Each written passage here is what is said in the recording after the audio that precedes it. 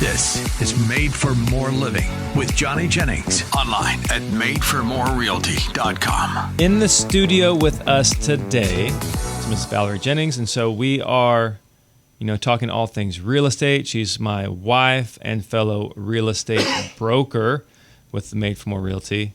And Valary, I'd like to get your take on, what would you advise somebody if they said, hey, you know what, I want to wait. I'm thinking I can't get the price I want now. I'm going to wait and try later. What would you suggest to them? So talking to a seller, a multitude of different things. So one, inventory is going up every day. So your competition is increasing day by day. Yep. Also, interest rates are not going down anytime soon. Like, we've seen a little bit of a dip, and everybody hopes they're going to go down, but we don't know that for sure. Yeah. So typically interest rates going down are the only way that prices go up, because people, can only afford what they can afford. Yeah. And a third reason would, honestly, not to be negative, but prices are going down. Like, the longer you wait, you're not going to get more. You're going to get less for your home. Yeah. Unfortunately. And that's now we're wading into a bit of a speculation. And so That's true. I don't know what the future holds, but if the numbers make sense now, yeah, why not? Sell now. Yeah. Here's what I told somebody this yesterday. They were saying, well, you know what? I'm just going to wait for prices to recover in the spring. And I said, well, prices are starting to fall. It looks like they're going to continue to fall throughout the rest of the year. Like, either they're going to remain flat or go up 10 grand at your price point. Like, we're not talking recovering, and you're paying a mortgage for the next 6 months. And the prices didn't recover this spring. We didn't get our spring that we normally have. That's a good point. So what's to say that's going to happen next year? Yeah, so I would just be very cautious. If you're looking to do something in the short term, the difference between now and spring is going to be negligible. And if anything, it's looking like it may hurt you. Because here's the thing, I've talked about this before on the show with Matt. There's more and more evidence that's coming out that the Fed may have lost control with this whole mortgage rates thing. Just because they drop the rates doesn't mean the interest rates are going to go down. Right. China is not buying American bonds. Not unsurprising with, a trade war going on with them right now. But then why do you think the president is pushing so hard for them to cut rates then? I don't know. But because they dropped the rates. Donald Trump's in real estate. He is in real estate, and he's also in politics. And I don't know why. Hasn't for many decades and years, hasn't that been connected though?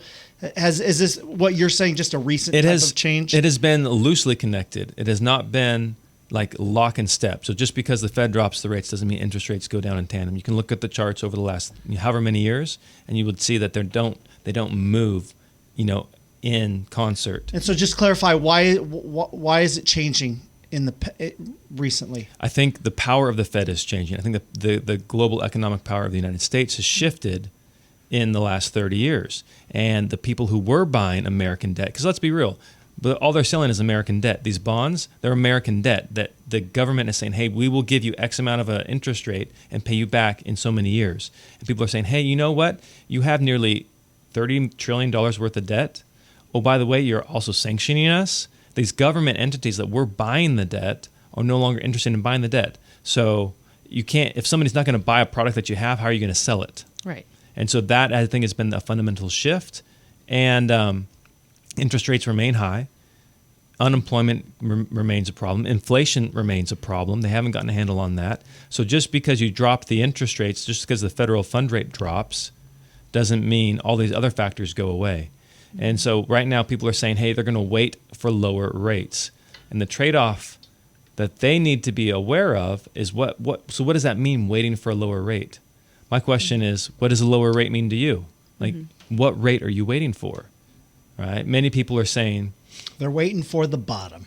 They're waiting for the bottom. What's the bottom? Negative? They're waiting for threes. People are, because a lot of people, I'm going to wait for a 3. I'm like, oh my word, son, that's good luck. Good luck. If you get something in the 3s, the government is paying you. But they're saying, but my neighbor, they've got 3.25% interest rate. I want to wait till I can get that deal. They also paid $50,000 more than their house is probably worth right now. Correct. So. They're also underwater in the mortgage. Yeah. maybe. Possibly. That's a really good point, sweetheart. I never thought of that.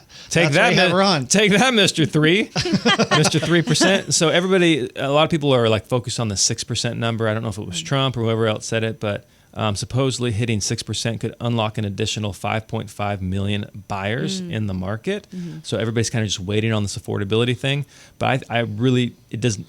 That doesn't make any sense, because just if you unlock 5.5 million buyers, well, if supply is just going to be consumed, you're just going to keep prices high, or you're going to increase the prices. Like, it's not going to make a huge change in the overall market by unlocking potentially. This is also potential. These aren't like hard numbers. It's not like there's 5.5 million people pre-approved waiting for interest rates to go down. Like, this is speculation. And anyways, so if you wait, one, it's going to cost you more money, right? Because potentially you're renting, or you're in a situation that you don't want to be in, or you're not taking that job promotion, or you're not going to start that business because you're waiting to move, right? Right. And then if you do wait, everybody else is waiting too. So now you're just going to be competing with everybody else for the inventory. Well, and I think this is a huge point. You can always refinance, right? You can. So you always have that in your pocket, right? Yeah. As long as the interest rates are lower. There are a lot of people who thought, in but I mean, let's say, you have folks that are, I want to wait till interest rates get to the bottom. Well, you can, if interest rates change, you can always refinance, right? Yeah, you technically, you could if you can refinance, right? If interest rates drop. I have some clients that I just helped them buy a house about 6-7 months ago, and they're already refinancing because rates have dropped a little bit since then, and for them it's, because they have a large loan amount. For them, it's worth it. They're saving probably a couple $100s a month already at this point. Yep. Yeah. That's a really good point. So that's kind of where, if somebody was waiting to make a move until interest rates drop, my question would be like, one, what interest rate are you looking for? Because if you're looking for something in the fours, you know what? We could probably find that. We could find that today, for you. Yeah. New construction is offering that. Yeah. Sellers are willing to buy down the rates for you. We can get you that rate. We don't necessarily have to wait for too late Powell to make it available for everybody else, right? Exactly. So now you're calling him too late, pal? I'm just making fun. But so one, what is it you're looking for? Is this really your reason? Are interest rates really your reason, or is that just your excuse? Okay. I would argue for most people it's an excuse. So let's find out the real reason. Let's figure out how we can help you, and let's put a game plan together that protects you. Not, what if something happens, but even if. But speaking of new construction, there are some crazy deals right now with new construction, and I think there are some myths about new construction. You mind if we go over those quickly, girly? Sure. All right. So there are some myths surrounding new construction.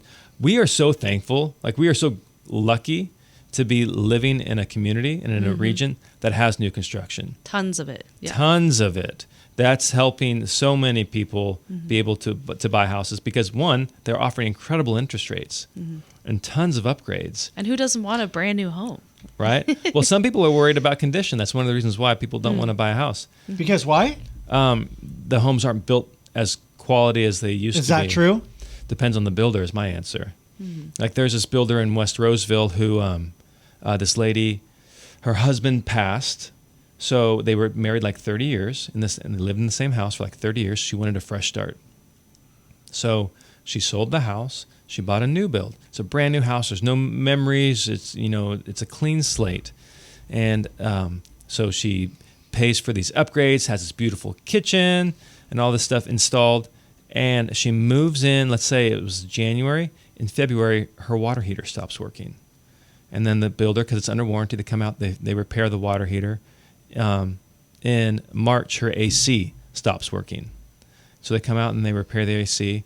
In April, the water heater they repaired goes out again, and they can't repair it. They actually have to replace the water heater. The house is brand new. It's less than a few months old. It's just a couple months old, Yeah. right? And so now the water heater's gone out twice. The AC has gone out once. And she's like, okay, well, maybe just some bugs needed to be worked out. My home warranty, the builder warranty covered all this.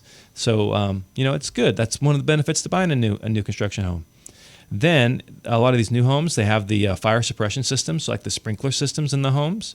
So they have water lines running through the ceilings. Well, above that beautiful kitchen that you paid a bunch of money to get upgraded. I know where this is going. The water line burst, flooded her entire kitchen. Oh my gosh. And so this home that was supposed to be like a fresh start, a clean slate, moving past the pain and trouble that she'd experienced with her husband going through cancer and dying, has now turned into another headache. And that was because, and turns out the neighbor across the street has issues, the neighbor to her right has issues. So yes, there are good builders and bad builders, and so I wouldn't necessarily say all homes today are shoddy, but you got to know what you're buying. And so that's where a good realtor comes into play. Like I would tell you, I know who you should probably buy from and who you probably shouldn't. And I don't like lawsuits, so I'm not saying it on the air.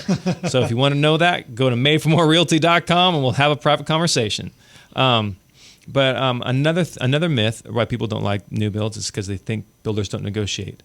Right now, they are negotiating like nobody's business. They are buying down your interest rate permanently. They are throwing in solar. What kind of interest rate could you get with fours? You can get it in the fours. fours? A permanent interest rate in the fours with a builder. Literally got a 4.9 for a guy 2 weeks ago.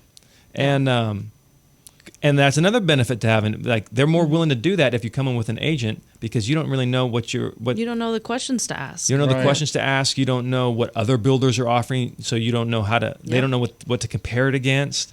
So there's so many reasons why you can consider new builds. Yeah, like including the solar system, like you said. That could be a potentially $20,000 value of owned solar that the builder just gave you. And then when you turn around and sell the house, you don't have to go, oh, can they assume the lease? It's $170 a month. Yeah, can they afford it? assume the lease? No, they don't want to assume the lease. They want the owned solar. So, anyways, if you're looking at homes, and there are some homes out there, some beautiful homes that you can get in the 400s. Yeah. They're not Taj Mahals, but if you're looking for a brand new home with new systems, new plumbing, new wiring, up to code, modern standards, energy efficient in the 400s, talk about live there for a little bit and then turn that into a rental.